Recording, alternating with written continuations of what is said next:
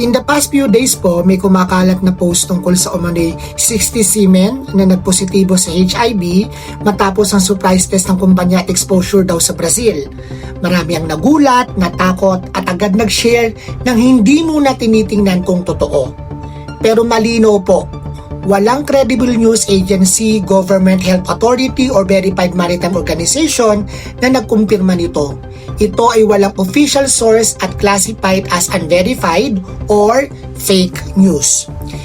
Ang ganitong klaseng post ay nakakapinsala dahil nagpapakalat ng takot at panik, nagbibigay ng maling impormasyon tungkol sa HIV, lumilikha ng stigma laban sa seafarers at health conditions, at nakakasira ng reputasyon ng mga taong walang kinalalaman.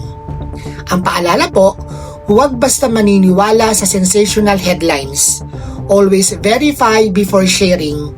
Check reliable sources like Department of Health, reputable news agencies or official maritime health advisories. Hindi porket viral, totoo na. Hindi po biro ang HIV. Hindi rin biro ang reputasyon at dignidad ng mga tao. Let us promote truth, awareness, respect, at responsible social media use. Protect one another, be informed, be kind, let us not be a channel of fear, let us be a source of truth.